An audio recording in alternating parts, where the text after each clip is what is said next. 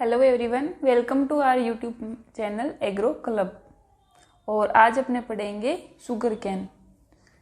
इसको हिंदी में बोलते हैं गन्ना। इसका बॉटेनिकल नेम है सेकेरम स्पीसीज। फैमिली है इसकी ग्रेमिनी पोएसी भी बोलते हैं इसको। और जो शुगर कैन है ये इंडिया के अंदर टेक्सटाइल के बाद लार्जेस्ट इंडस्ट्री है।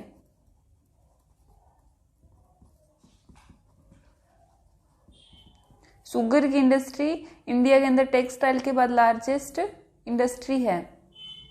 और जो वर्ल्ड के अंदर शुगर प्रोड्यूस होती है वो 78.2% शुगर केन से ही प्रोड्यूस होती है।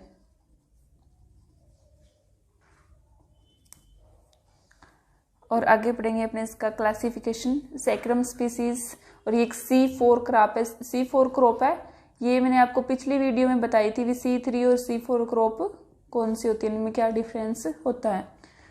तो इसके लिए अगर आपने पिछली वीडियो ना देखी हो तो आप हमारे चैनल को सब्सक्राइब करके पिछली वीडियोस में जाके आप वीडियो देख सकते हैं।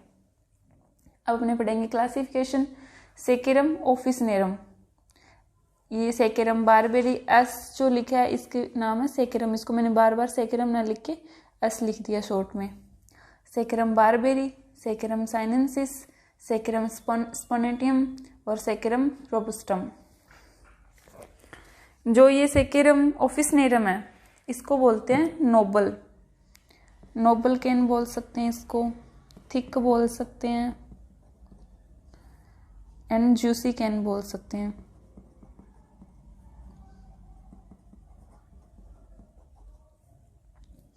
इसमें लो फाइबर कंटेंट होते हैं और जो इसमें क्रोमोसोम नंबर जो होते हैं वो होते हैं 80। ये इकोनॉमिक दृष्टि से महत्वपूर्ण है क्योंकि इसमें जो फाइबर कंटेंट होता है वो लो होता है और भरपूर मात्रा में इसके अंदर जूस होता है। तो ये अपने इकोनॉमिक दृष्टि से महत्वपूर्ण है। मेनली इसी को मतलब ग्रो किया जाता है। सेकेरम ऑफिसनेरम को इंडिया के अंदर और वर्ल्ड के अंदर सबसे ज़्यादा इसी को ग्रो किया जाता है। सेकेंड है सेकेरम बारबेरी, इसको बोला जाता है इंडियन कैन। इंडियन कैन इसके अंदर क्या होता है, मीडियम सुक्रोज कंटेंट होते हैं और हाई फाइबर कंटेंट होता है। हाई फाइबर कंटेंट इसलिए इसको इतना ज़्यादा ग्रो नहीं किया जाता। ये इकोनॉमिक दृष्टि से अच्छा नहीं है। आगे सेकेरम साइनेंसिस, इसको चाइनीज कैन भी बोलते हैं। चाइनीज कैन इसके अंदर भी हाई फाइबर कंटेंट होता है और मीडियम सुक्रोज होता है। सेकेरम स्पॉन्टेनियम और सेकेरम रोबस्टम ये दोनों क्या है, वाइल्ड स्पीसीज है गन्ना की। और इसका शुगर कैन का ओरिजिन है इंडो बर्मा और एक दूसरा भी है, इसको किताबों में लिखा है कुछ न्यू गुनिया, न्यू जीनिया।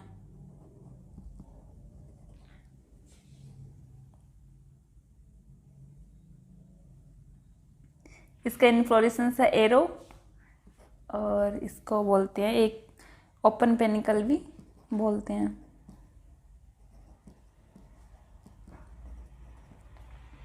इसके लिए बेस्ट टेम्परेचर है सूटेड फॉर 28 से 32 डिग्री सेल्सियस। और इसके लिए ऑप्टिमम सॉइल पीएच रिक्वायरमेंट है 6.5 से 7.5 पीएच।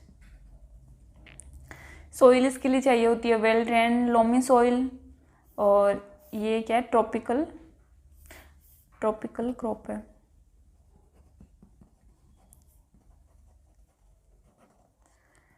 सेलाइन सॉइल इसके लिए अनफिट होती है कल्टीवेशन के लिए।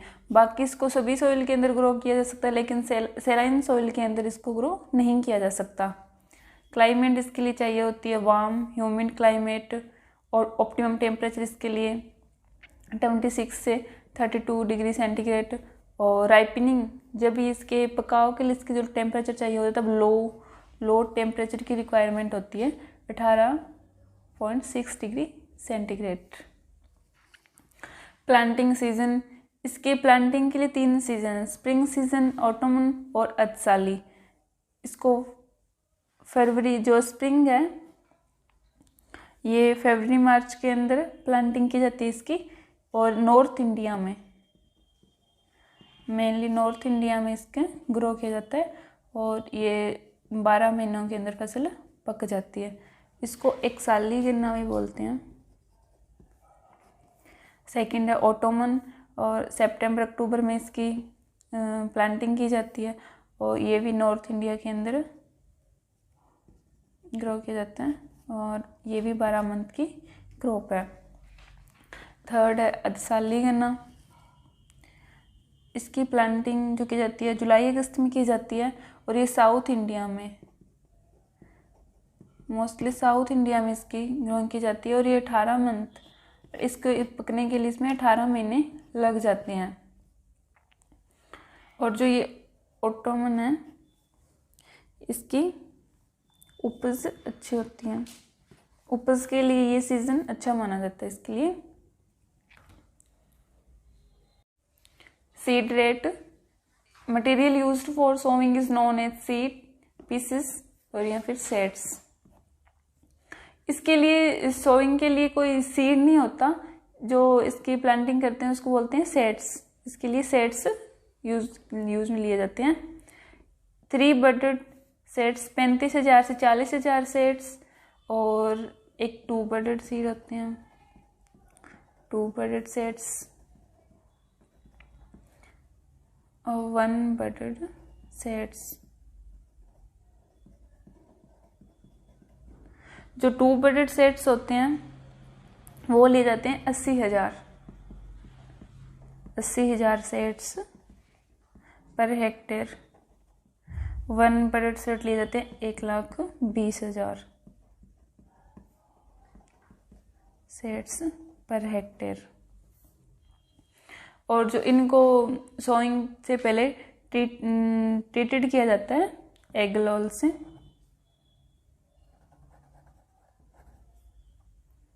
.5% इसकी मात्रा रखते हैं। और जो ये सेट्स जो लिए जाते हैं, ये जो शुगर कैन का जो प्लांट है उसके ऊपर से 1/3 पार्ट लिया जाता है। 1/3 पार्ट ही क्यों लिया जाता है? क्योंकि इसमें सुक्रोज की मात्रा कम होती है और ग्लूकोज की मात्रा ज़्यादा होती है। ग्लूकोज कंटेंट हाई होता है।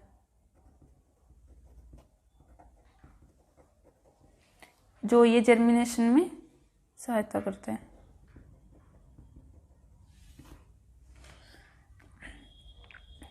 और आगे अपने पढ़ेंगे planting method.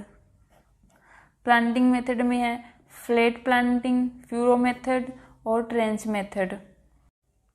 Planting method, flat planting, इसके लिए क्या, इसमें क्या होता है कि जो इसकी फरो लेते हैं 8 से 10 सेंटीमीटर, इसकी जो गहराई रखते हैं वो रखते हैं 8 से 10 सेंटीमीटर, और डिस्टेंस रखते हैं इसमें 75 से 90 सेंटीमीटर। जैसे एक सेट यहाँ पे लगाया, एक सेट यहाँ पे लगाया। जो इसकी फरो लेते हैं, जो ये रखते हैं 8 से 10 सेंटीमीटर, और एक फरो ये हो गई और एक फरो ये हो गई। ये जो बीच की है ये रखते हैं 75 से 90 सेंटीमीटर। नेक्स्ट है फरो मेथड। फरो मेथड में क्या, इसको रीड्स भी बोलते हैं, reads and furrow method.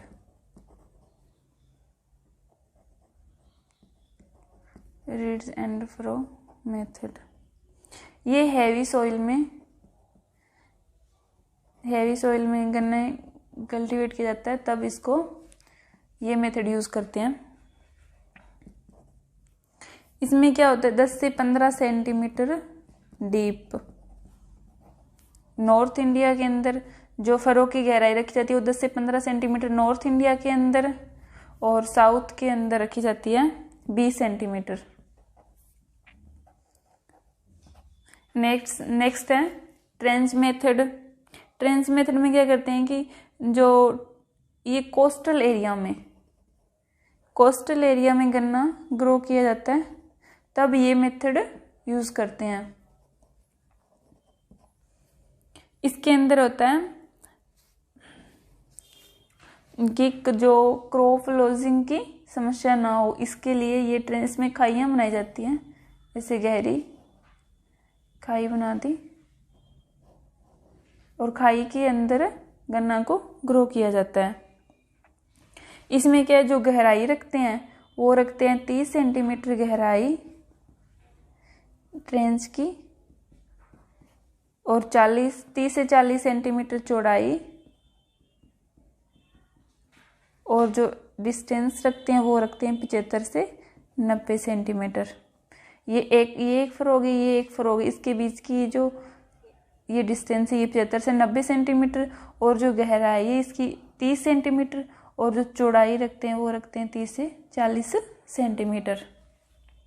Next है manure and fertilizers. Manure and nitrogen, phosphorus और पोटास 120 से 150 किलो प्रति हेक्टेयर नाइट्रोजन डाली जाती है इसके अंदर। ये जो 50%, इसका 50% नाइट्रोजन बेसल डोज में दी जाती है, मतलब प्लांटिंग के समय 50% दे दी जाती है, और जो बचेगी 25% और 25% ये दी जाती है फ्लोरिंग स्टेज पे, टिलरिंग स्टेज पे। टिलरिंग स्टेज पे ये दी जाती है 6 मंथ बाद।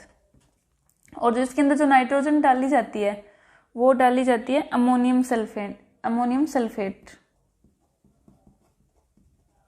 जो फर्टिलाइजर यूज किया जाता है वो अमोनियम सल्फेट है, और अमोनियम सल्फेट में होती है 20.6% नाइट्रोजन और 24.5% सल्फर की मात्रा होती है इसके अंदर। नेक्स्ट है इरिगेशन स्टेजेस। ये एक गन्ना हाईएस्ट वाटर कंज्यूमिंग क्रॉप है, और इसके अंदर मेनली 4 स्टेज है: germination stage, formative stage, ground stage और मैच्योरिटी।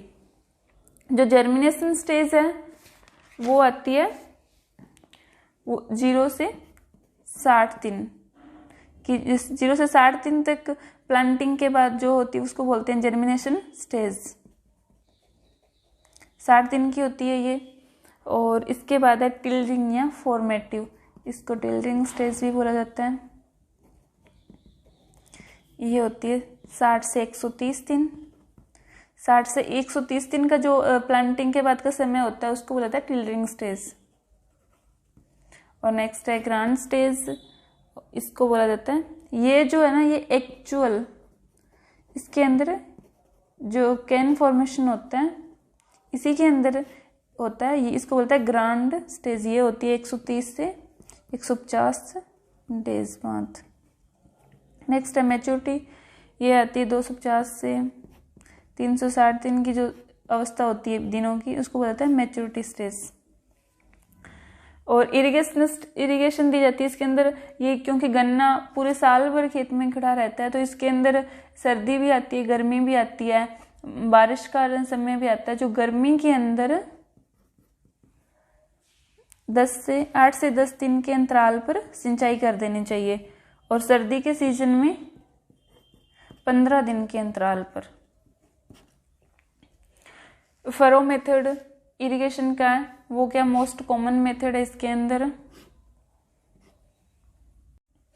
नेक्स्ट है वेराइटी इसकी मेन वैसे तो बहुत सारी जितनी भी CEO सीरीज की वेराइटी है ना वो सारी शुगर केन की होती है, लेकिन अपने मेन वेराइटी याद करेंगे। CO 419, ये क्या, ये फर्स्ट वंडर कैन है, फर्स्ट वंडर कैन। वेराइटी इसी को बोला जाता है।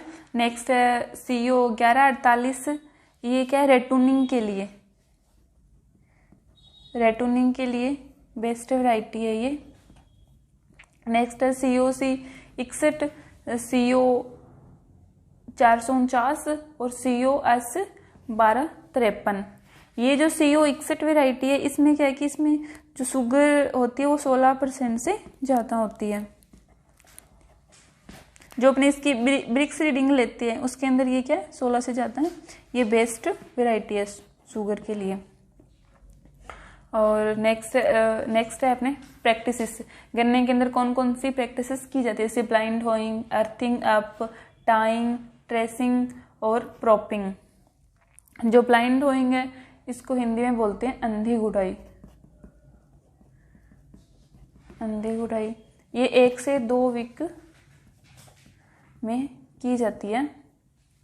इसके अंदर क्या होता है कि जो अपने सेड्स लगाते हैं गन्ने के, वो उसके अंदर जर्मिनेट नहीं हो पाते, उससे पहले ही इसके अंदर गुड़ाई की जाती है। उसके अंदर ये क्यों की जाती है, ये हार्ड सतह को तोड़ने के लिए। उसके अंदर एक पपड़ी जम जाती है, हार्ड पपड़ी, उसको तोड़ने के लिए अंधी गुड़ाई की जाती है। साथ में वीड्स भी उग जाते हैं, उनके लिए भी अंधी गुड़ाई की जाती है। नेक्स्ट अर्थिंग अप, ये जुलाई अगस्त माह में की जाती है। जुलाई अगस्त माह में हिंदी में बोलते हैं मिट्टी चढ़ाना। जुलाई अगस्त महीने में ये बारिश का टाइम होता है, तो इस समय पौधों के तने के पास मिट्टी चढ़ाते हैं।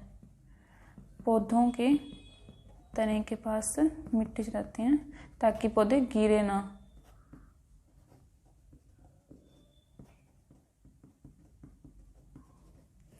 टाइंग में होता है कि पत्तियों बांधना, पौधों को आपस में बांध दिया जाता है सूखी पत्तियों से। 10-15 पौधों को लेके जो नीचे की सूखी पत्तियां होती है उनसे पौधों को बांधना, सूखी पत्तियों से बांधना। नेक्स्ट है ट्रेसिंग, हिंदी में बोलते हैं जलाना। ये फसल को शीघ्र पकाने के लिए पत्तियों, नीचे की जो पत्तियां होती हैं उनको जला देते हैं। पत्तियों को जलाना नीचे की। नेक्स्ट है प्रॉपिंग, ये क्या, तने को सूखी पत्तियों से ढकना। सूखी पत्तियों से ढकने की प्रोसेस को क्या बोलते हैं, प्रॉपिंग। पत्तियों से ढक देते हैं। नेक्स्ट अपने इसके पढ़ेंगे हार्वेस्टिंग के लिए इसके अंदर कौन कौन से मेथड यूज किया जाता है, कैसे पता चलता है कि फसल पककर तैयार हो गई है। इसके लिए ब्रिक्स रेशो है एक है फेलिंग टेस्ट। इसके अंदर एक इंस्ट्रूमेंट यूज किया जाता है रिफ्रैक्टोमीटर।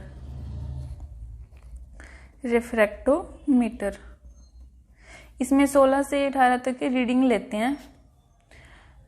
अगर इसमें पता चल 16 से ज़्यादा होना चाहिए तब इसको फसल को पका हुआ समझा जाता है।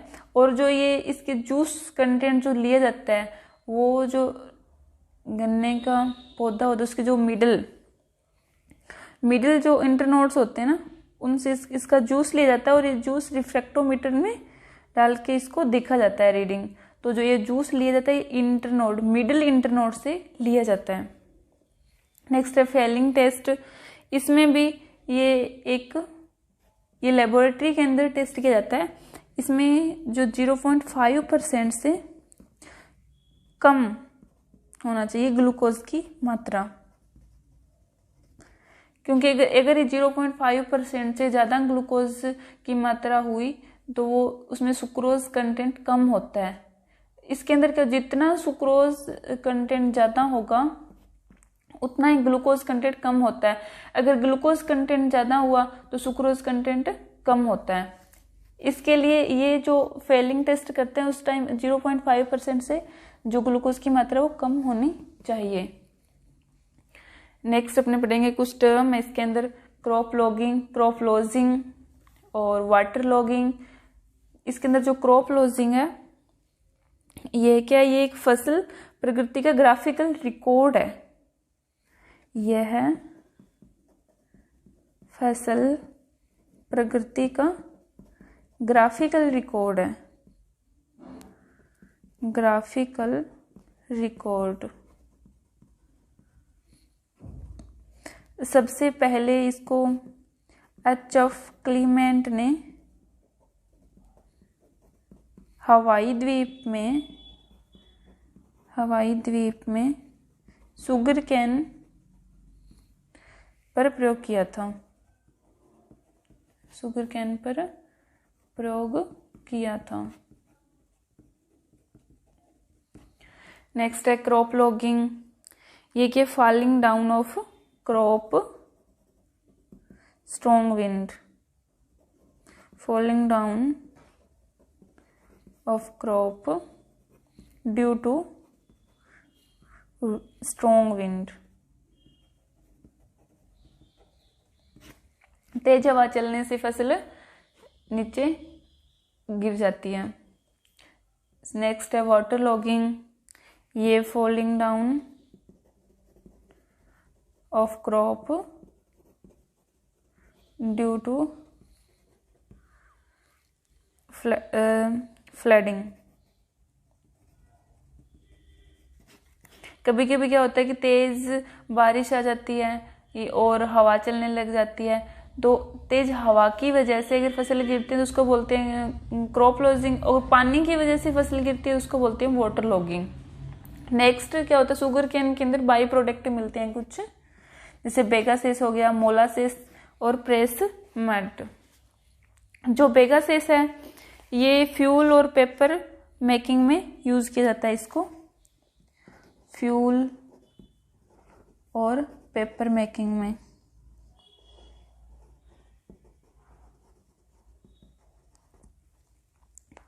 और नेक्स्ट है मोलासेस। ये एल्कोहल प्रोडक्शन में इसका यूज किया जाता है। नेक्स्ट है प्रेस मड। ये एसिडिक सॉइल के लिए यूज किया जाता है इनको, एसिडिक सॉइल, एसिडिक सॉइल सुधार के लिए प्रेस मड खेत में डाला जाता है। एक और होता है इसके अंदर गेसोहोल,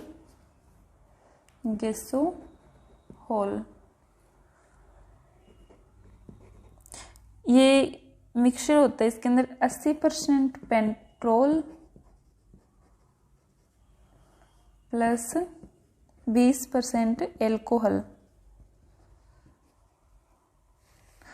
जो एल्कोहल ये क्या है, शुगर केन से प्राप्त की जाती है इसके अंदर, और इसको ऑटोमोबाइल्स के अंदर यूज किया जाता है, ऑटोमोबाइल के अंदर यूज किया जाता है। Thank you so much.